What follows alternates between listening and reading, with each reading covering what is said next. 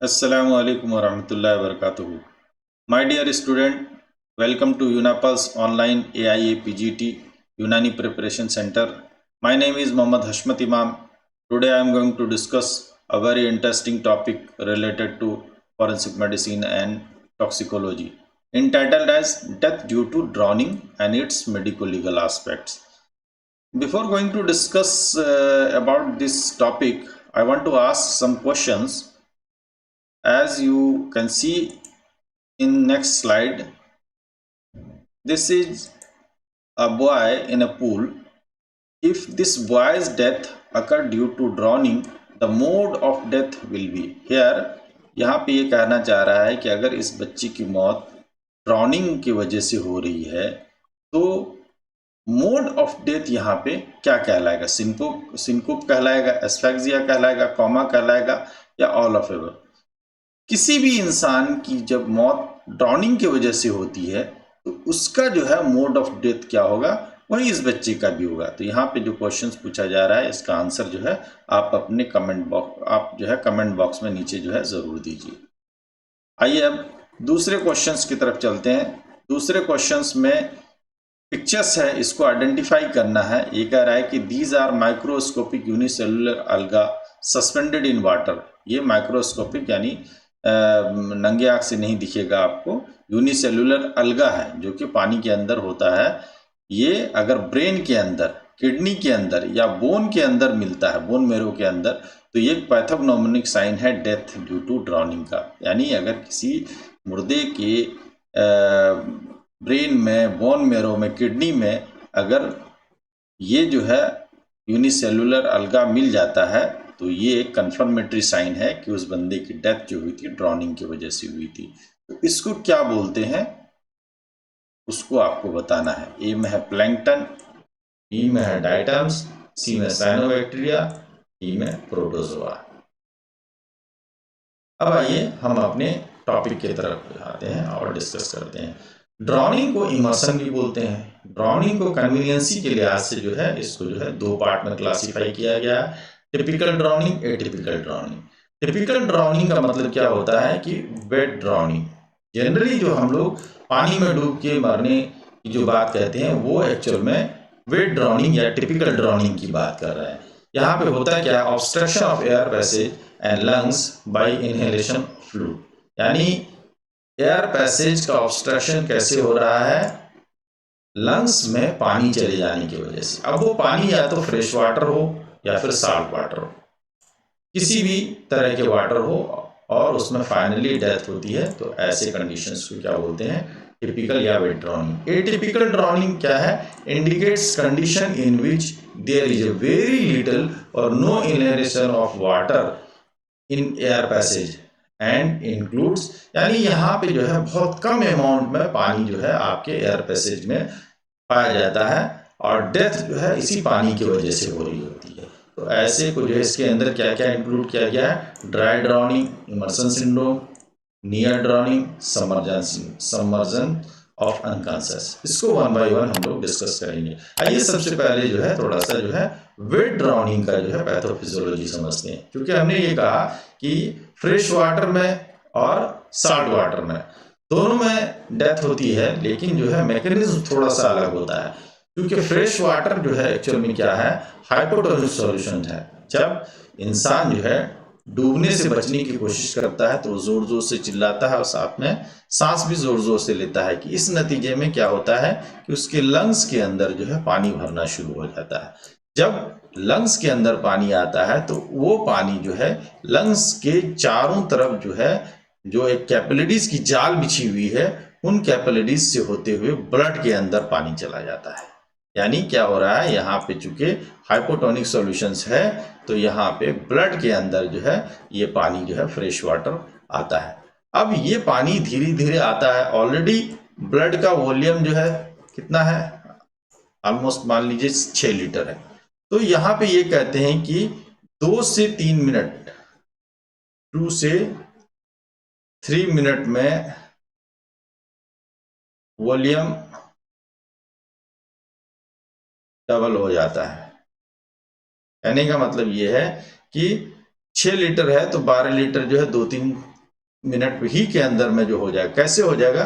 क्योंकि जो भी पानी लंग्स की तरफ आता है वो सारे पानी जो है ब्लड कैपिलरीज से होते हुए ब्लड वेसल्स में चला जाता है। यानी ओवरऑल अब क्या हुआ कि ब्लड का वॉल्यूम बढ़ गया, लेकिन वॉल्यूम अगर बढ़ गया तो क्या हो गया? हीमोडाइल्यूशन। ब्लड का वॉल्यूम बढ़ा है तो उस वॉल्यूम के बढ़ने की वजह से क्या होता है? कंसंट्रेशन बिल्कुल कम हो गया, तो इस वजह से कहते हैं हीमोडाइल्यूशन। इस हीमोडाइल्यूशन की वजह से क्या होता है कि जो उस ब्लड के अंदर आरबीसी होते हैं वो भी उस वाटर को एब्जॉर्ब करने की कोशिश करते हैं और धीरे धीरे स्वेल अप होता है। आरबीसी जो है धीरे धीरे फूलने लगता है और एक वक्त ऐसा आता है कि वो रप्चर हो जाता है। तो जब आरबीसी का रप्चर होता है तो वहां से पोटेशियम का रिलीज होता है। यानी इतने सारे आरबीसीज रप्चर होंगे कि पोटेशियम की वजह से जो है ब्लड के अंदर पोटेशियम का लेवल बहुत ज्यादा बढ़ जाएगा। ऐसे कंडीशंस को क्या बोलते हैं? हाइपरकैलेमिया। क्वेश्चन अब आपको ये पूछ सकता है कि ब्लड में पोटेशियम का कंसंट्रेशन बढ़ जाए तो क्या बोलते हैं? हाइपोकैलेमिया बोलते हैं। और इसका जो काउंटर पार्ट सोडियम होता है, यानी सोडियम का कंसंट्रेशन यहाँ पे कम होगा, हाइपोनेट्रेमिया। सोडियम का कंडीशंस बढ़ेगा तो हाइपरनेट्रेमिया या हाइपोनेट्रेमिया कम होगा तो हाइपोनेट्रेमिया, बढ़ेगा तो हाइपरनेट्रेमिया। तो यहाँ पे जो है ये पोटेशियम के कंसंट्रेशंस बहुत ज्यादा बढ़ गए। पोटेशियम किस वजह से बढ़े? आरबीसी रप्चर कर रहा है। आरबीसी रप्चर होने की वजह से जो है ब्लड के अंदर पोटेशियम बढ़ गया तो उससे क्या हो जाता है? वेंटिकुलर फिब्रिलेशंस होता है। अब इस वेंटिकुलर फिब्रिलेशंस की वजह से हार्ट बीट इतना तेज हो जाता है कि कार्डियक फेल्योर हो जाता है। यानी एक वक्त ऐसा आएगा कि हार्ट बीट करना बंद कर देगा, काम करना बंद कर देगा। समझ गए? तो एक इस तरह से हो। दूसरा जो है आपका जो हीमोडाइल्यूशन हुआ है, यानी इसके अंदर जो है हाइपरवोलेमिया की कंडीशंस जो आई है, यानी ब्लड वेसल्स में जो इतने ज्यादा वाटर आ गए कि हीमोडाइलेशन हुआ। तो अब चूंकि हार्ट को जहां पे 6 लीटर ब्लड को पंप करने के लिए काम करना पड़ता था, अब वहीं दुगने वॉल्यूम को पंप करने के लिए काम करना पड़ता है। यानी हार्ट का ओवरऑल वर्कलोड भी बढ़ गया। तो जब हार्ट का वर्कलोड बढ़ जाता है तो वो अपना बीट को बढ़ा लेता है। समझ गए? यानी हार्ट बीट बढ़ गया, इतना ज्यादा बीट बढ़ गया कि उसको वेंटिकुलर फिब्रिलेशंस कहते हैं। यानी इर्रेगुलर बीट हो जाता है और एक वक्त ऐसा आता है कि कार्डियक फेल्योर हो जाता है। तो यानी हमने देखा कि फ्रेश वाटर से दो तरह से इफेक्ट होते हैं। पहला इफेक्ट जो है, यानी दोनों पैरेलल ही चलता है। एक तो हाइपोटोनिक सॉल्यूशन या पानी जो है लंग्स के अंदर आया, उस लंग्स के अंदर से होते हुए पानी जो है एब्जॉर्ब होकर के ब्लड वेसल्स में चला गया, ब्लड वॉल्यूम बढ़ गया। ब्लड वॉल्यूम बढ़ने की वजह से कार्डियक आउटपुट जो है या हार्ट पे जो है लोड, कार्डियक लोड बढ़ गया, कार्डियक लोड बढ़ गया, जिसके वजह से क्या होता है? वेंटिकुलर फिब्रिलेशंस होता है। फाइनली जो है हार्ट फेल्योर हो जाता है। दूसरी तरफ क्या होता है कि आरबीसी रप्चर होने लगते हैं। क्यों? पहले स्वेल होगा, स्वेल होकर के फूलेगा, फूलने के बाद धीरे धीरे वो बस्ट आउट हो जाएगा। इसके वजह से जो है बहुत सारा जो है पोटेशियम जो है ब्लड के अंदर निकल के आता है।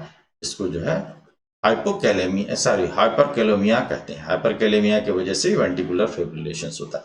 इसके अंदर ये कहते हैं कि डेथ जो होती है 4 से 5 मिनट के अंदर डेथ हो जाती है। यहाँ पे क्वेश्चन इस तरह से पूछा जा सकता है कि फ्रेश वाटर ड्रॉनिंग में डेथ कितने देर के अंदर होती है या डेथ किस वजह से होती है? तो डेथ आपको वेंटिकुलर फिब्रिलेशंस की वजह से होती है। इसकी वजह से कार्डियक फेलियर होता है और 4 से 5 मिनट के अंदर जो है डेथ हो जाती है।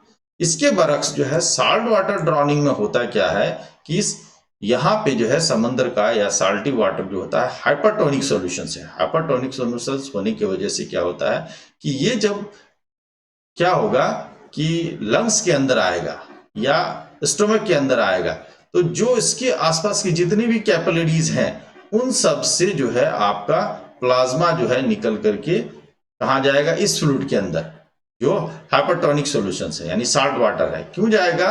क्योंकि भाई ये हाइपरटोनिक सॉल्यूशंस है। तो ये याद रखिए कि जैसे जहां पे कोई साल्टी चीज होती है, जैसे नमक होता है, नमक में पानी, नमी अक्सर आ जाती है। क्यों आ जाती है? क्योंकि उसके तरफ जो है पानी आता है। तो इसी तरह से यहाँ पे समझिए कि अब ब्लड वेसल से प्लाज्मा जो है लंग्स की तरफ आएगा तो इससे क्या हो जाएगा? ब्लड का हीमो कंसंट्रेशन हो जाएगा, यानी ब्लड का वॉल्यूम कम हो गया तो कंसंट्रेशन बढ़ जाएगा।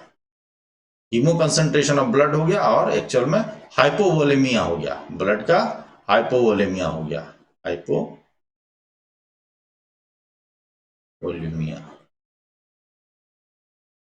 अब इसके वजह से क्या होता है कि लंग्स में एडिमा डेवलप हो जाए, यानी लंग्स का वॉल्यूम बढ़ जाएगा, ठीक है। तो पल्मोनरी एडिमा हो गया। अब इस एडिमा के पल्मोनरी एडिमा की वजह से क्या होता है कि इसके अंदर का जो स्पेस है, जो गैसियस एक्सचेंज के लिए जरूरी था, वो स्पेस खत्म हो गया, ठीक है। वहां पे जो है आपको फ्लूइड आके भर गया, तो इसके वजह से क्या होगा, एस्फेक्सिया डेवलप होगा। दूसरी तरफ क्या होता है कि हीमो कंसंट्रेशन हो गया है, यानी ब्लड का जो वॉल्यूम बहुत कम हो गया, कंसंट्रेटेड हो गया, तो वहां पे भी आरबीसी अपने शक्ल में नहीं रह पाता है। वहां पे ये किस तरह से बिल्कुल स्टार शेप का क्रिसेंटेड आरबीसी हो जाता है। अब चूंकि आरबीसी की जब शक्ल चेंज होती है तो वो ऑक्सीजन कैरिंग कैपेसिटी उसकी खत्म हो जाती है। तो यहाँ पे भी जो है आरबीसी का ऑक्सीजन कैरिंग कैपेसिटी खत्म हो गई, इस नतीजे में भी हाइपोक्सिया डेवलप हो गया। फाइनली जो है फिर क्या हो जाता है कि धीरे धीरे जो है हार्ट काम करना बंद कर देता है, समझ गए। यहाँ पे भी कार्डिक फेल्योर हो रहा है, लेकिन यहाँ पे जो कार्डिक फेल्योर हो रहा है वो किसकी वजह से हो रहा है, हाइपोवोलेमिया की वजह से हो रहा है। दूसरी वजह क्या है कि हीमो कंसंट्रेशंस की वजह से आरबीसी जो है उसका शेप जो है वो चेंज हो जा रहा है, इसके वजह से जो है यहाँ पे आपको कार्डिक फेल्योर हो रहा है। यहाँ पे जो है डेथ जो है 8 से 10 मिनट के अंदर में हो जाती है। और कार्डिक स्टैंड स्टिल होता है या एसिस्टोल होता है। फ्रेश वाटर में हमने क्या देखा, फ्रेश वाटर में जो डेथ हो रही थी वहां पे हार्ट रेट बहुत ज्यादा बढ़ जा रहा था, ठीक है। इसके वजह से जो है कार्डिक फेल्योर हो गया। और यहां पे क्या हो रहा है, कार्डिक स्टैंड स्टिल में क्या हो रहा है कि हार्ट रेट जो है बहुत ही कम हो गया, इतना कम हो गया कि अब जो है फाइनली हार्ट फेल कर गया। तो इसमें जो है इस प्रोसीजर में थोड़ा टाइम लेता है, तो इसी वजह से 8 से 12 मिनट में क्या कहते हैं डेथ होती है। तो क्वेश्चंस यहाँ पे दोनों तरह से आपको घुमा कर पूछा जा सकता है, ठीक है। अब आ जाइए एटिपिकल ड्राउनिंग। एटिपिकल ड्राउनिंग में सबसे पहले हमने बात करनी है ड्राई ड्राउनिंग की। ड्राई ड्राउनिंग एक्चुअल में क्या होता है कि जब बहुत कम वाटर जो है, सपोज कीजिए कि किसी बंदे के मुंह में या नेजोफेरिंग्स में कोई पानी की तेज धार अगर दे दी जाए तो ऐसी पॉसिबिलिटी है कि वहां पे लैरेंजियल स्पाज्म हो और उस लैरेंजियल स्पाज्म की वजह से जो है हाइपोक्सिक कंडीशंस डेवलप हो जाए, एडिमा डेवलप हो जाए नेजोफेरिंग्स में और फाइनली जो है डेथ हो जाए। तो ऐसे को क्या बोलते हैं, ड्राई ड्राउनिंग कहते हैं यहाँ पे।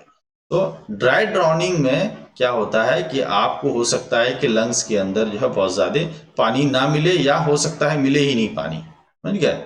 लेकिन वजह क्या है, मौत की वजह जो है मेन है लैरेंजियल स्पाज्म। अब ये लैरिंग्स का स्पाज्म जो होता है सस्टेन यानी बार बार होता रहता है, जिसकी वजह से लैरेंजियल एडिमा हो जाएगा और वहां पे जो है एक तरह से जो ऑब्स्ट्रक्शन हो गया तो हाइपोक्सिक कंडीशंस, फिर फाइनली जो है एनोक्सिया हो गया और फाइनली डेथ हो गई। तो ऐसे कंडीशंस को हम क्या बोलेंगे, ड्राई ड्राउनिंग। इसी तरह से आइए इमर्सन सिंड्रोम या वेगल इनहिबिशन। यहाँ पे क्या होता है कि किसी भी वजह से वेगस नर्व अगर स्टिमुलेट हो गया, समझ गया, या फिर इनहिबिट, दोनों एक ही चीज है। यहाँ पे जो है इनहिबिशन और स्टिमुलेशन वैसे एक्चुअल में जो है दोनों सिनोनिम्स है, लेकिन यहाँ पे जो है वेगल स्टिमुलेशन भी कहीं कहीं पे लिखता है और कहीं कहीं पे वेगल इनहिबिशन भी लिखता है, समझ गया। तो यहाँ पे क्या होता है, वेगस नर्व किसी भी वजह से अगर क्या कहते हैं स्टिमुलेशंस में आ गया तो डेथ होनी ही होनी है, समझ गए। क्यों? क्योंकि ये हार्ट रेट को रेगुलेट करता है। वेगस नर्व हार्ट रेट को, जितने भी ऑर्गन्स हैं, वाइटल ऑर्गन्स और सब ज्यादातर ऑर्गन्स को वेगस नर्व जो है कंट्रोल करता है। तो इसके वजह से जो है आपको हार्ट जो है प्रॉब्लम में आ जाएगी, तो और फाइनली जो है डेथ हो जाती है। अब ये कैसे डेथ होती है, vagal inhibition as a result of क्या क्या चीज से जो है वेगल इनहिबिशन हो सकता है, किस तरह से, वो देखिए, फॉलिंग और diving into A water with feet first, यानी जो है अगर पैर के बल कोई दूर से ऊपर से गिर रहा है तो हो सकता है कि उसकी जो है डेथ हो जाए।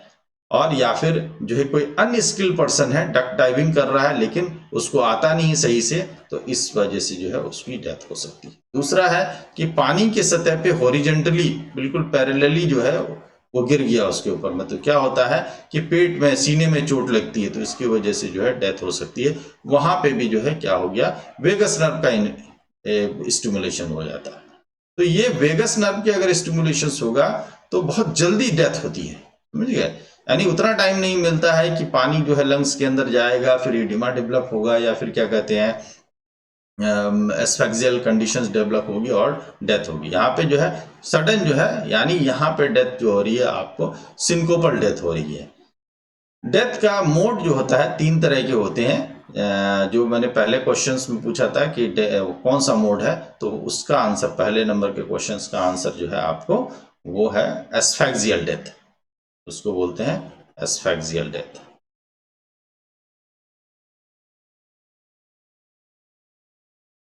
एक्चुअल में जो है डेथ को जो है, जो आपका क्या कहते हैं सडन डेथ है, उसको 3 कैटेगरी में रखा गया है। एक कॉमा, यानी अगर ब्रेन के फेलियर की वजह से डेथ होता है तो उसको कॉमा कह देंगे। हार्ट की अगर फेलियर की वजह से डेथ होती है तो उसको सिनकोप कह देंगे। तो वेगल इनहिबिशन में एक्चुअल में क्या हो रहा है, सिनकोपल डेथ हो रहा है। यानी यहाँ पे जो है सिनकोप, यानी हार्ट पहले मुतासिर हुआ और हार्ट काम करना बंद कर दिया और डेथ हो गई, समझ गए। तो इस वजह से यहाँ पे जो है आपको सिनकोपल डेथ के अंदर जो है हम इसको रख सकते हैं, ठीक है। अब आ जाइए नियर ड्राउनिंग या सेकेंडरी ड्राउनिंग सिंड्रोम। दोनों में बेसिक थोड़ा सा डिफरेंस है, उसको समझते हैं। कि जैसे कोई इंसान अगर पानी में डूबने से बच गया, जैसे सपोज कीजिए कि वो इंसान पानी में डूब रहा था लेकिन उसकी डेथ नहीं हुई, तो ऐसे कंडीशंस को हम लोग क्या बोलते हैं, नियर ड्राउनिंग। ऐसे कंडीशंस को हम लोग नियर ड्राउनिंग बोलते हैं।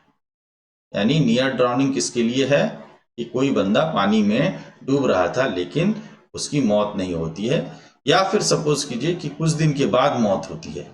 अगर इसी बंदे का 1 दिन 2 दिन 3 दिन या 2-3 घंटे के बाद मौत हो जाए, तो वो मौत किस वजह से हो रही है, एक्चुअल में वहां पे कॉम्प्लिकेशंस डेवलप हो गए, उस कॉम्प्लिकेशंस की वजह से जो डेथ हो रही है। तो ऐसे डेथ को जो है हम सेकेंडरी ड्राउनिंग सिंड्रोम के अंदर रखेंगे। तो दोनों में बेसिक डिफरेंस क्या हो गया, नियर ड्राउनिंग किसको बोलेंगे, कि जब अभी मरने से कोई बंदा बच गया है, पानी में डूबने से मरने से बच गया, तो उसको नियर ड्राउनिंग बोलेंगे। और कुछ दिन के बाद या कुछ घंटे के बाद उसकी डेथ हो जाती है किसी कॉम्प्लिकेशंस की वजह से, तो ऐसे कॉम्प्लिकेशंस को सेकेंडरी ड्राउनिंग सिंड्रोम बोलते हैं। अब वो कॉम्प्लिकेशंस क्या क्या हो सकते हैं, मेनली 2 ही कॉम्प्लिकेशंस हो सकता है, या तो हाइपोक्सिक इंसेफेलोपैथी डेवलप हो जाए, या तो फाइब्रोसिंग एल्वियोलाइटिस, ये 2 कंडीशंस डेवलप हो सकती है। यानी एक ब्रेन के अंदर पैथोलॉजिकल कंडीशंस डेवलप हो गए और एक लंग्स के अंदर में। फाइब्रोसिंग एल्वियोलाइटिस में एक्चुअल में क्यों होता है कि ये कंटामिनेटेड वाटर अगर है, यानी जिस नदी में डूबा था वहां पे पानी बहुत गंदा था, तो इसकी वजह से जो है लंग्स में इन्फेक्शंस हो जाते हैं। तो ये जो है आपका लंग्स जो है रिजिड हो जाता है और सही से काम नहीं कर पाता है। माइक्रोस्कोपिकली अगर हम देखेंगे तो ब्रेन के अंदर क्या चेंजेस आएगा, इस्चेमिया डेवलप हो जाता है ब्रेन के अंदर, और जो है लंग्स के अंदर जो है आपको ये जो स्टिफनेस आ गया है, तो इसकी वजह से एक्यूट रेस्पिरेटरी डिस्ट्रेस सिंड्रोम जैसी कंडीशंस पैदा हो जाती है, ARDS। तो यानी क्या पता चला कि अगर कोई बंदा जो है डूबने से बच गया लेकिन फिर उसकी डेथ हो जाती है, तो उस डेथ के क्या कॉजेज हो सकते हैं, ये कुछ कॉजेज हैं जिसको हम कहते हैं कि एक्यूट रेस्पिरेटरी डिस्ट्रेस वाली कंडीशंस डेवलप हो जाए, ठीक है। अब जैसे इसके अंदर होता क्या है एक्यूट रेस्पिरेटरी डिस्ट्रेस में, swelling and proliferation of the alveolar lining of the cells, albuminous fluid in the alveoli, thickening of alveolar septa and formation of hyaline membrane, ये सब होता है। सेकेंडरी ड्राउनिंग सिंड्रोम में जो डेथ होती है actual में, उस डेथ की वजूहत क्या क्या है वो आपको देखिए। सेरिब्रल हाइपोक्सिया, या तो जो है डेथ हो रही है उस बंदे की, इसकी वजह से सेरिब्रल हाइपोक्सिया, यानी ब्रेन को जो है ऑक्सीजन मिलना खत्म हो गया, मिल नहीं पाया, तो इसकी वजह से डेथ हो सकती है। या फिर पल्मोनरी इडिमा की वजह से डेथ हो सकती है, या एस्पायरेशन न्यूमोनाइटिस, यानी जो चीज भी इनहेल किया और लंग्स में चला गया, कुछ वोमिट्स हो गए या कुछ गंदा पानी हो गया, उसकी वजह से न्यूमोनाइटिस हो गया। या फिर इलेक्ट्रोलाइट डिसबैलेंस हो गए, मेटाबॉलिक एसिडोसिस हो गया। तो जो आपका नियर ड्राउनिंग सिंड्रोम में डेथ होती है, यानी कोई भी इंसान जब पानी से डूबने से बच जाता है लेकिन कुछ दिन के बाद उसकी डेथ होती है, तो उस डेथ के वजूहात यही सारे होंगे। अब इसमें क्वेश्चंस आपको पूछ सकता है कि सेकेंडरी ड्राउनिंग सिंड्रोम्स के क्या क्या वजूहात हो सकते हैं या क्या क्या कॉजेज हैं, तो ये यही हैं। सेरेब्रल हाइपोक्सिया हो सकता है, पुल्मोनरी एडिमा हो सकता है, एस्पायरेशन न्यूमोनाइटिस हो सकता है, इलेक्ट्रोलाइट डिसबैलेंस हो सकता है, मेटाबॉलिक एसिडोसिस हो सकता है। फिर एक वर्ड आता है सबमर्जन ऑफ अनकॉन्शियस। यहाँ नाम से जाहिर है कि यानी बेहोश लोग जो है, जो अनकॉन्शियस था वो डूब के मर जाए। तो ऐसे लोग कौन हो सकते हैं? अल्कोहलिक हो, एपिलेप्टिक पेशेंट हो, यानी ऐसा पेशेंट जो एपिलेप्सी का शिकार हो, या फिर बहुत ज़्यादा पी लिया हो, या फिर कुछ ऐसे हार्ट डिजीज जो होता है जिसके वजह से सडन अटैक होता है। जैसे कोई इंसान अगर डेक पे है और ऊपर में खड़ा है, वहीं पे अगर उसको हार्ट अटैक आ गया तो नीचे गिर गया तो डेथ हो सकती है। तो अनकॉन्शियस, इस सारे डेथ को क्या बोलेंगे? सबमर्जन ऑफ अनकॉन्शियस। इसका बेस्ट एग्जाम्पल जो है आप सुने होंगे, बॉलीवुड की एक बहुत ही मशहूर एक्ट्रेस थी श्रीदेवी। श्रीदेवी की डेथ जानते हैं कैसे हुई थी? श्रीदेवी की डेथ जो है शायद दुबई के किसी होटल में वो इतना शराब पी ली थी कि बाथरूम में गई और वहां पे बाथ टब के अंदर गिर गई और वहीं पे उसकी डेथ हो गई। वो डेथ ड्यू टू ड्राउनिंग हुई, लेकिन उसको किस कैटेगरी में रखेंगे? सबमर्जन ऑफ अनकॉन्शियस, क्योंकि वो अनकॉन्शियस थी, अब हिलडुल भी नहीं सही। जैसा यहाँ देखिए फोटो में दिखाने की कोशिश की है। अब चूंकि आइए इसका जो है मेडिको लीगल एस्पेक्ट को देखते हैं। तो मेडिको लीगल एस्पेक्ट्स में हम लोग क्या देखते हैं कि भाई सबसे पहले तो ये देखना है कि मौत जो हुई है एक्चुअल में ड्राउनिंग की वजह से हुई है या फिर जो है किसी ने मार के पानी के अंदर डाल दिया है। ये चीज पहले हम देखेंगे, इस चीज को रूल आउट करेंगे। जब ये चीज रूल्ड आउट हो जाएगा तो फिर जो है डेथ की नोयत को देखेंगे, यानी डेथ जो हो रही है किस वजह से? होमिसाइडल है, किसी ने मार के इसको क्या कहते हैं, मतलब पानी में जानबूझ के धक्का दे दिया जिसकी वजह से उसकी डेथ हो गई, या फिर सपोज कीजिए कि कोई खुद से अपनी जान लेने की कोशिश किया, जैसे सुसाइड का केस हो गया, या फिर जो है एक्सीडेंटली जो है हो गया। जैसे सबमर्जन ऑफ अनकॉन्शियस में ज्यादातर जो है एक्सीडेंटल डेथ होती है।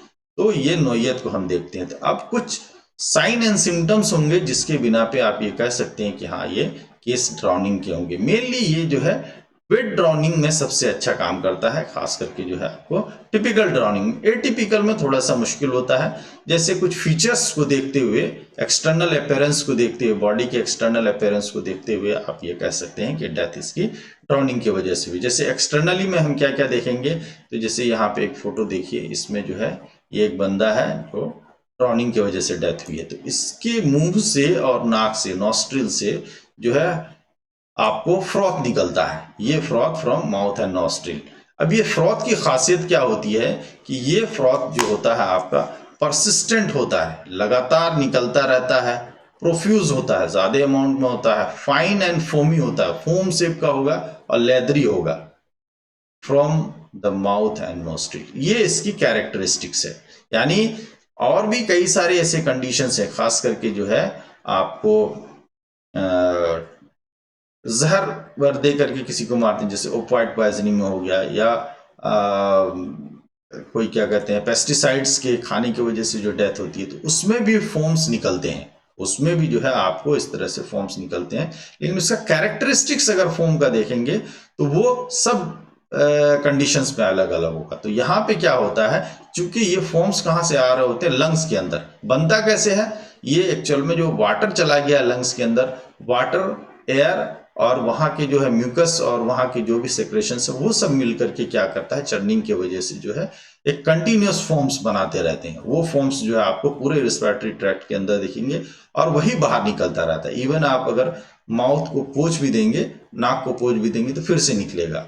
तो ये इसकी कैरेक्टरिस्टिक्स है कि क्या होगा, persistent, profuse, fine, foamy, leathery, froth at mouth and nostril. Question यहाँ पे पूछ सकता है कि जो आपको ड्राउनिंग में फोम्स निकलते हैं वो किस तरह का होता है, या फ्रॉथ निकलते हैं वो किस तरह का होता है, समझ गए। दूसरा क्या है, मैसरेशन ऑफ स्किन, या मेनली जो है finger tips, maceration of skin. अब इसमें जो है कुछ साइन एंड सिम्टम्स जो हमको मिल रहे हैं। अब हमने जैसे एक बात करी थी पैथोग्नोमोनिक, दूसरे वाले क्वेश्चंस में जो दूसरा नंबर का क्वेश्चंस पूछा था, वहां पे एक वर्ड हमने बताया, सॉरी, पैथोग्नोमोनिक, ये बोलते हैं ऐसा साइन एंड सिम्टम्स, यानी जिसके बिना पे हम ये श्योरली हम ये कह सकते हैं हाँ डेथ इस वजह से हुई, या किसी बीमारी का पैथोग्नोमोनिक साइन किसको बोलेंगे, ऐसे साइन को जिसके बिना पे हम ये कह सकते हैं कि हाँ यह डिजीज जो है इसके अंदर जो है। जैसे सपोज कीजिए कि कॉप्लिक्स स्पॉट्स, अगर किसी बंदे को चिक के अंदर जो है कॉप्लिक स्पॉट्स मिल रहे हैं, तो उस कॉप्लिक स्पॉट्स की वजह से हम ये कह सकते हैं कि ये बंदा जो है मीजल्स का शिकार है। तो वो मीजल्स में कॉप्लिक्स स्पॉट का पाया जाना जो है पैथोग्नोमोनिक साइन है। तो उसी तरह से यहाँ पे जो है profuse, fine, foamy, leathery, froth, ये जो है आपका पैथोग्नोमोनिक साइन है। लेकिन मैसरेशन ऑफ स्किन, यानी जैसे यहाँ पे देखिए ये हाथ में देखिए और से इस तरह से पानी में फूलने की वजह से इस तरह से हो जाता है। शुरुआत इसकी सबसे पहले फिंगर टिप से होती है, उसके बाद फिर एक साइन दिया है वॉशर वुमेन हैंड साइन, ये कहीं कहीं पे आपको लिखा हुआ मिलेगा washer women hand and feet sign या हैंड एंड फीट, यानी धोबी का हाथ जो है, चूंकि वो पानी में ज्यादातर रहता है, इस वजह से धोबी के हाथ जो है इस तरह से फूल जाते हैं, ब्लीच्ड हो जाते हैं, थोड़े से जो है कलर जो है वहां से ब्लीच्ड हो जाता है। तो ये नॉर्मली जो है अगर किसी इंसान को मार के पानी के अंदर फेंक दिया जाए तो भी उस डेड बॉडी के अंदर हो सकती है। तो इस वजह से ये पैथोग्नोमोनिक साइन नहीं है, समझ गए, ये पैथोग्नोमोनिक साइन नहीं है, इस बिना पे हम कह नहीं सकते। लेकिन आपको क्लू मिल जाता है, इससे जो है क्लू मिल जाएगा कि हाँ भाई एक्सटर्नल सरफेस पे ये सारी चीजें जो है आप देख सकते हैं, ठीक है। इंटरनली में जो है कुछ चीजें आपको देखने को मिलेगी, जैसे एक वर्ड आता है एम्फाइसीमा एक्वेसम। एम्फाइसीमा एक्वेसम का मतलब होता है कि अगर एक्चुअल में डेथ ड्राउनिंग की वजह से हुई है तो उस बंदे का जब डिसेक्ट करेंगे, उसका सीने का डिसेक्शंस करेंगे, तो जैसे यहां देखिए ये सीने का डिसेक्शंस किया है, तो लंग्स जो है आपको बहुत ज्यादा स्वेलिंग किया हुआ दिखेगा, स्वेल्ड लंग्स दिखेंगे बिल्कुल, यानी इतना ज्यादा स्वेल्ड हुआ होगा कि इवन जो है कभी कभी इसके ऊपर रिब्स के मार्क भी दिखने लगते हैं, ये जो है समझ गया, इस तरह से रिब्स के मार्क्स दिखने लगेंगे, क्योंकि अंदर से प्रेशर बहुत ज्यादा है, तो और रिब्स चूंकि फिक्स चीज है और उसको बाहर आने नहीं दे रहा, तो इसकी वजह से जो rib mark on external surface of lungs, तो ऐसे कंडीशंस को एम्फाइसीमा एक्वेसम बोलते हैं। ये जो है पैथोग्नोमोनिक साइन है, ये क्लियर साइन है कि डेथ जो हुई है इसी वजह से हुई है, ड्राउनिंग की वजह से। अब आता है cadaveric spasm. Cadaveric spasm actual में ये एक तरह का राइगर मोर्टिस है, एक तरह का राइगर मोर्टिस है। राइगर मोर्टिस क्या होता है, मरने के बाद बॉडी पूरी की पूरी रिलैक्स हो जाती है, हर वो मसल्स, हर वो स्फिंक्टर रिलैक्स हो जाता है, फिर उसको बोलते हैं प्राइमरी रिलैक्सेशन। फिर उस रिलैक्सेशन के बाद बॉडी जो है अकड़ना शुरू होती है, समझ गए, तो उसको राइगर मोर्टिस कहते हैं। लेकिन कुछ एक कंडीशंस ऐसी होती है कि जहां पे प्राइमरी रिलैक्सेशन नहीं होता है, प्राइमरी रिलैक्सेशन नहीं होगा, डायरेक्ट बॉडी जो है आपको स्टिफ हो जाएगी, डायरेक्ट बॉडी स्टिफ हो जाएगी, तो ऐसे कंडीशंस को कैडेवरिक स्पाज्म बोलते हैं। ये तभी होता है कि जब डेथ जो है बहुत दर्दनाक हो रहा हो, यानी कैडेवरिक स्पाज्म किसमें होगा, हर वो इंसान में होगा जिसकी डेथ बहुत दर्दनाक हुई हो और मौत से बचने के लिए वो स्ट्रगल कर रहा हो, समझ गए, ऐसे कंडीशंस में आपको कैडेवरिक स्पाज्म देखने को मिलेगा। जैसे नीचे ये फोटो में आप यहाँ पे देख रहे हैं कि एक बंदा जो ड्राउनिंग से डेथ हुई है, इसके हाथ में कुछ मिट्टी और कुछ क्या कहते हैं वीड्स हैं, जो कि वो जब नीचे डूबा होगा, जमीन के पानी के तह में गया होगा, तो वहां पे ये जो है अचानक से पकड़ लिया, पकड़ने की वजह से जो है वो फिर फोर्स लगा करके ऊपर आने की कोशिश करता है बचने के लिए, लेकिन फिर फाइनली डेथ हो जाती है। तो ऐसे कंडीशंस को क्या बोलते हैं, कैडेवरिक स्पाज्म। अब ये ड्राउनिंग के अलावा भी आपको मिल सकता है, जैसे सपोज कीजिए कि बर्निंग के केस में आपको कोई बंदा जो है जल के अगर मर रहा है कहीं पे, बर्निंग के केस में एक स्पेशल पोस्चर मिलता है जिसको बोलते हैं पुगलिस्टिक एटीट्यूड, पुगलिस्टिक एटीट्यूड, यानी एक तरह से जो है बॉक्सर साइन भी इसको बोलते हैं, पुलिस्टिक, यानी बॉक्सर्स की तरह से उसका पोस्चर हो जाता है जलने के बाद। तो क्योंकि भागना चाहता है, बचना चाहता है। तो या फिर अक्सर देखेंगे फिल्मों में ये चीज दिखाता है कि सपोज कीजिए कोई बंदा जो है पिस्टल से अपने आप को मारा और उसके हाथ में पिस्टल रह जाता है फंसा हुआ, समझ गया। या फिर कोई फिल्म की हीरोइन है, उसके साथ में कोई विलेन जो है बदसलूकी करना चाहता है, तो उसके हाथ में विलेन का कुछ लॉकेट आ जाता है या कुछ कपड़ा आ जाता है, तो फंसा हुआ रह जाता है हाथ के अंदर, इतना टाइट हो जाता है हाथ। तो कैडेवरिक स्पाज्म जो है यही चीज है कि ऑल ऑफ सडन होता है। जब कैडेवरिक स्पाज्म हो जाएगा तो उससे जो है उसको फिर वापस लाना बड़ा मुश्किल होता है, बहुत ताकत लगानी पड़ती है। तो इस वजह से फिल्मों में जो दिखाते हैं वो सही है कि ये पॉसिबिलिटी है कि वहां पे क्या हो रहा है कि उसकी विल के खिलाफ काम हो रहा है। तो ऐसे लोगों को जो है ये चीज जो है आपको कैडेवरिक स्पाज्म देखने को मिलेगा। तो ये भी जो है आपका ड्रॉनिंग का फीचर्स है। इसके बाद कुछ फीचर्स और आते हैं, जैसे ये क्यूटिस एंसरीना या गूज स्किन, यानी स्किन ऐसा हो जाए कि बिल्कुल जैसे बत्तख के अगर या फिर मुर्गे उर्गे के भी ऊपर के पर निकाल देंगे तो इस तरह की स्किन आपको देखने लगेगा, समझ गए। इसको जो है गूज स्किन बोलते हैं, समझ गए। अब मेनली हम लोग के अंदर भी होता है, कब होता है, जब गूज बम्स आते हैं। गूज बम्स आते हैं तो ऐसे जो है आप देखेंगे जहां पे हेयर फॉलिकल्स होते हैं वहां पे इस तरह की उभार होती है। तो ये क्यों होता है, ये पानी के अंदर जो डूबने की वजह से ये चीजें आपको निकल के आती है। इसी को क्यूटिस एंसेरिना या गूज स्किन भी बोलते हैं। ये अगेन ये जो है आपका कन्फर्मेटरी या पैथोग्नोमोनिक नहीं है। ये जो है किसी डेड बॉडी को मार के भी फेंक दिया जाए तो हो सकता है कि वहां पे जो है ये ऐसा हो जाएगा। ऐसा क्यों होता है, ऐसा इसलिए होता है कि एक्चुअल में ये भी एक राइगर मोर्टिस है, राइगर मोर्टिस है। देखिए सबसे छोटा मसल्स हमारे बॉडी में क्या है, इरेक्टर पिली, इरेक्टर पिली। ये कहां पे मिलता है, ये आपके हेयर फॉलिकल्स में। जैसे ये सपोज कि ये स्किन है और ये हमारे अंदर जो हेयर है, तो यहाँ पे हेयर फॉलिकल्स के पास में जो है यहाँ पे एक मसल्स होता है जो इस हेयर फॉलिकल्स के पास में होता है, हेयर को सपोर्ट करता है। इसको इरेक्टर पीली मसल्स बोलते हैं।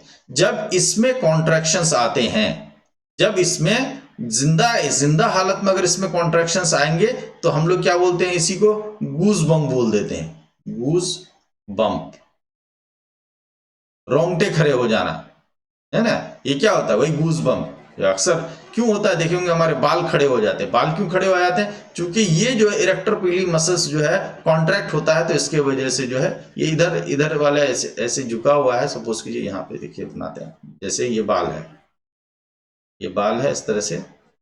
अब ये मसल्स जो है इधर अटैच होता है इधर अंदर से, तो इस तरह से कॉन्ट्रैक्ट होता है तो ये सीधा हो जाता है बिल्कुल। तो इसी को गूज बम्प बोलते हैं। तो गूज बम्प भी एक्चुअल में जब मरने वाले इंसान के अंदर जो है इस तरह से आपको क्यूटिस एंसेरिना दिखेगा, तो किसके वजह से दिखता है, राइगर मोर्टिस की वजह से दिखता है। किसके राइगर मोर्टिस की वजह से दिखता है, आपको इरेक्टर पीली मसल्स की वजह से। क्वेश्चन पूछा जा सकता है कि भाई गूज बम्प्स किसकी वजह से होते हैं, इरेक्टर पीली की वजह से। जिंदे लोगों में, मरे हुए लोगों में अगर क्यूटिस एंसेरिना है तो उसकी वजह क्या हो सकती है, वही हो सकती है।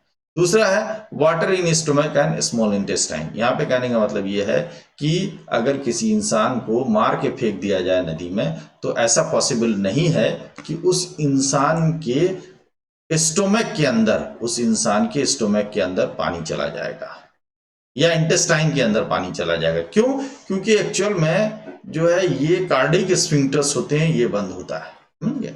या पानी जो है नहीं आ पाता है, पानी जो है या कोई चीज जो है फोर्सफुली अंदर आएगा, ऐसे अपने आप नहीं आएगा।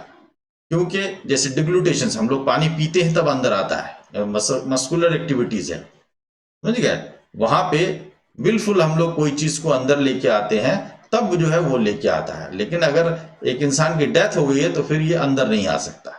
यानी पानी अगर किसी इंसान के अंदर जो है उसके स्टोमक में ढेर सारा पानी मिल रहा है और उसके आपको क्या कहते हैं इंटेस्टाइन में भी मिल रहा है, तो ये पैथोग्नोमोनिक साइन है, समझिए। फिर उसका सैंपल लेकर के, उस पानी का सैंपल लेकर के, और जहां से डेथ हुई है जिस पॉन्ड से या जिस नदी से, उसका सैंपल लेके दोनों को भी मैच कराते हैं, तो उससे जो है आपको क्या कहते हैं कंफर्मेटरी साइन मिल जाता है। तो यहाँ पे water in stomach and small intestine, ये एक्चुअल में पैथोग्नोमोनिक साइन है। तो ये आपको याद रहना चाहिए कि कौन सा साइन पैथोग्नोमोनिक है, कौन सा नहीं है। समझ गए। अब आ जाइए, एक फीचर्स होता है pelt of haemorrhage. Pelt of haemorrhage in lungs.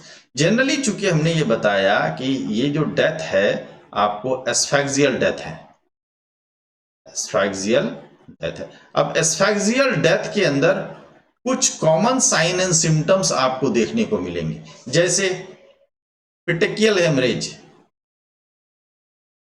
पिटेकियल haemorrhage,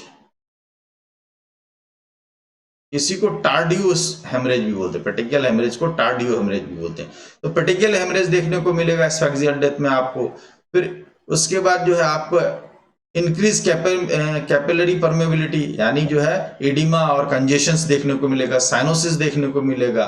ये जो है आपको किसके अंदर, एस्फेक्सियल डेथ के अंदर देखने को मिलता है ना। एडिमा, साइनोसिस, कंजेशन, पेटेकियल हेमरेज, ये जो है वहां पे आपको देखने को मिलेगा। तो उसी तरह से यहाँ पे जो है पर्टिकुलर टाइप का हेमरेज होता है। और पेटेकियल हेमरेज किसको कहाँ पे मिलेगा आपको, जैसे इसके सिरोसल सरफेस के ऊपर मिलेगा, कोई भी ऑर्गन के सरफेस के अंदर, एक्सटर्नली भी मिल सकता है, इंटरनली भी मिल सकता है। लेकिन उससे डिफरेंट पेल्ट ऑफ हेमरेज क्या है, ये कहता है कि haemorrhage on the anterior surface of the lungs, mainly जो है एंटीरियर सरफेस ऑफ लंग्स होता है, प्रेजेंट सब प्लूरली, यानी प्लूरा के नीचे जो होता है वहां पे किस तरह का होगा, शाइनिंग पेल पिंक और bluish red in colour, usually 1 centimetre to 2 centimetre in diameter. जैसे यहाँ पे दिखाने का कोशिश किया, ये पेल कलर का जो है आपको ब्लूइश रेड इन कलर है। तो ऐसे हेमरेज को पेल्ट ऑफ हेमरेज कहते हैं। अब इसमें होता क्या, उतना डिटेल तो आपको क्वेश्चंस में पूछा नहीं जाएगा, बस इतना याद रखिए कि पेल्ट ऑफ हेमरेज किससे रिलेटेड है। क्वेश्चन ये पूछा जा सकता है कि in which of the following peeled of haemorrhage occur, दे देगा ड्रॉनिंग, दे देगा स्ट्रैंगुलेशंस, दे देगा स्मूदरिंग, दे देगा, या और कोई कंडीशंस, रोड ट्रैफिक एक्सीडेंट दे देगा। तो उसमें जो है आंसर क्या होगा, ड्रॉनिंग के केस में ये होता है। Getlas test used in drowning, 25% difference in chloride content on two side of heart significance। ये एक्चुअल में होता ये है कि अक्सर देखा गया है कि कुछ डेथ जो ड्रॉनिंग की वजह से होती है, तो लेफ्ट साइड और राइट साइड के चेंबर में जो ब्लड्स होते हैं उन दोनों के अंदर जो क्लोराइड कंटेंट का डिफरेंस पाया जाता है। इस बिना पे जो है कुछ लोग ये है कह सकते हैं कि ये जो है डेथ जो है ड्रॉनिंग की वजह से हुई थी, लेकिन वहां पे 25% डिफरेंस होना चाहिए। लेकिन अगेन ये जो है आपका कंफर्मेटरी साइन नहीं है, या फिर पैथोग्नोमोनिक साइन नहीं है, ये जो है डाउटफुल है। इस वजह से जो है ये जो है रिजल्ट इसका डाउटफुल होता है, डाउटफुल, रिलायबल नहीं है, रिलायबल नहीं है। बस इतना याद रखिए एग्जाम पॉइंट ऑफ व्यू से कि गेटलास टेस्ट किससे रिलेटेड है, तो ड्रॉनिंग से रिलेटेड है। बस एक कंफर्मेटरी साइन होता है डाइटम्स टेस्ट। डाइटम टेस्ट जो है एक्चुअल में हमने जो स्लाइड फर्स्ट में आपको जो पिक्चर दिखाया था, ये है वो यूनिसेलुलर अलगा, जिसको डाइटम्स कहते हैं। ये इसकी खासियत ये होती है कि ज्यादातर पॉन्ड वोंड में जो है जो पानी होते हैं, अनफिल्टर्ड वाटर या फिर क्या कहते हैं विदाउट आरओ वाला जो वाटर होता है, उसके अंदर अक्सर जो है ये यूनिसेलुलर अलगा जो है आपको मिलता है। समझ गए। ये आपको बहुत अच्छा टेस्ट है कि इवन जो है पिट्टिफाइड बॉडी में भी जो है ये पाया जाता है। कहाँ पे सैंपल क्या लेंगे, किस चीज का, इसका फीमर, टिबिया, ह्यूमेरस, इसकी जांच किए जाते हैं बोन्स में। क्वेश्चन सब पूछ सकता है कि डाइटम टेस्ट के लिए जो है क्या क्या चीज जो है लिया जा सकता है, कौन कौन सा सैंपल। तो फीमर्स हो गया, टिबिया हो गया, ह्यूमर्स हो गया। एक्चुअल में यहाँ इसका मैकेनिज्म ऐसे समझिए कि ये यूनिसेलुलर अलगा है और इसके आउटर सेल पे जो है सिलिकेसियस सेल वाल होते हैं, तो जो इसको जो है एसिड डाइजेशन से बचाता है। यानी ये जो है सिलिकेसियस सेल वाल जो है एसिड डाइजेशन से, हीट से और प्यूरिफिकेशन से बचाता है। तो इस वजह से जो है ये प्यूरिफाइड बॉडी के अंदर भी जो है आपको रहता है। यानी अगर डेथ ड्राउनिंग की वजह से हुई है तो 4-5 दिन, 6 दिन, 7 दिन के बाद भी अगर करेंगे, यानी प्यूरिफाइड बॉडी में भी करेंगे तो भी टेस्ट आएगा। क्यों ऐसा क्यों होता है कि ये एक्चुअल में इसका फेवरेट प्लेस बोन मेरो हो गया, लीवर हो गया, किडनी हो गया, ये जब बंदा जिंदा रहता है तो उस जिंदा रहने के क्रम में क्या होता है कि पानी जो है लंग्स के अंदर और एब्डोमेन के अंदर गया जैसे, अब उस लंग्स के थ्रू जो है ये क्या काम करता है, आपको हार्ट के अंदर चला जाता है, हार्ट के अंदर जाता है सर्कुलेशंस के वक्त में, समझ गया। यानी ये डायटम्स जो है लंग्स से होते हुए हार्ट के अंदर तभी जाएगा जब सर्कुलेटरी सिस्टम जो चल रहा होगा, यानी हार्ट के अंदर तो पहुंच गया, अब यहां से जो है पूरे बदन में फैलेगा, खास करके जो ब्रेन में जाएगा, किडनी में जाएगा, बोन मेरो में जाएगा। तो ये पॉसिबल तभी है कि जब हार्ट बीट कर रहा हो, यानी जिंदा आदमी है, अभी मरा नहीं है, लेकिन अभी क्या कहते हैं वो स्ट्रगल कर रहा है पानी के अंदर, तो ऐसे इंसान के हार्ट से होते हुए ब्रेन में, किडनी में, बोन मेरो में ये जो है चला जाता है। और चूंकि ये एसिड डाइजेशन से बचा हुआ होता है तो इस वजह से जो है ये टेस्ट में जो है आपको आ जाता है, ठीक है। तो ये कन्फर्मेटरी साइन है या पैथोग्नोमोनिक साइन है। अब हमने शुरुआती में ये बात कही थी कि झाग जो आता है तो कई बीमारी में या कई ऐसे कंडीशंस होते हैं जहां पे जो है मुंह से झाग आता है। वो कंडीशंस कौन कौन से हैं उसको याद रखिए। इसको न्यूमोनिक्स याद रखने का तरीका है, इसको जो है डीप से याद रखिएगा। डीप का मतलब D for drowning, E for epileptic fits, E for electric shock, ठीक है, पॉइजनिंग, ओपीएम का poisoning, beautification, pulmonary oedema, P3 या डीप P3। तो ब्यूटिफिकेशन में भी हो सकता है, पल्मोनरी एडिमा में भी हो सकता है, ओपॉइड पॉइजनिंग में भी हो सकता है।